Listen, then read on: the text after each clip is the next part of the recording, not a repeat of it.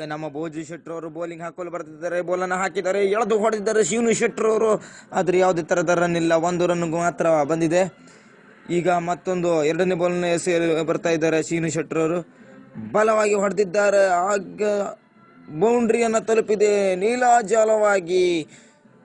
ಭೋಜು ಶೆಟ್ರಿಗೆ ಮಂಡಿ ಬಿಸಿ ಆಗ್ತಾ ಇದೆ. ಈಗ ಮತ್ತೊಂದು ಬಾಲ್ ಹಾಕಿದ್ದಾರೆ, ಹಿಂಭಾಗದಲ್ಲಿ ಹೊಡೆದಿದ್ದಾರೆ, ಆದರೆ ಭುಜಂಗ್ ಶೆಟ್ರು ಅವರು ಹಾರಿದ್ದಾರೆ.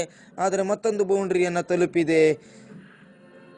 ಇಲ್ಲಿ ಇವರಿಗೆ ಮಂಡಿ ಬಿಸಿ ಆಗ್ತಾ ಇದೆ. ಮತ್ತೊಂದು 3ನೇ ಬಾಲನ್ನು ಬಿಸಾಕ್ತಿದ್ದಾರೆ.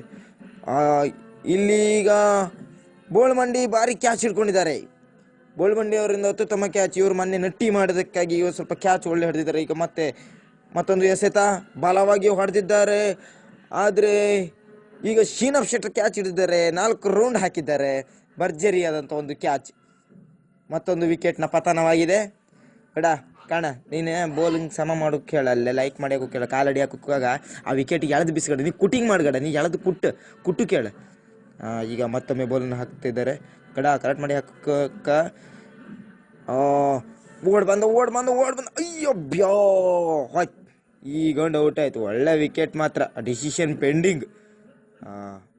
ಔಟ್. ನೀವು ಒಳಸ ನೀವು ಹೋಗಿ ಮನೆಗೆ ಹೋಗಿ ನೆಟ್ಟಿ ಹೋಗಡ. ಔಟ್. ನೆಟ್ಟಿ ಹಾಪ್ಗೆ ರೆಡಿ ಇಲ್ಲ.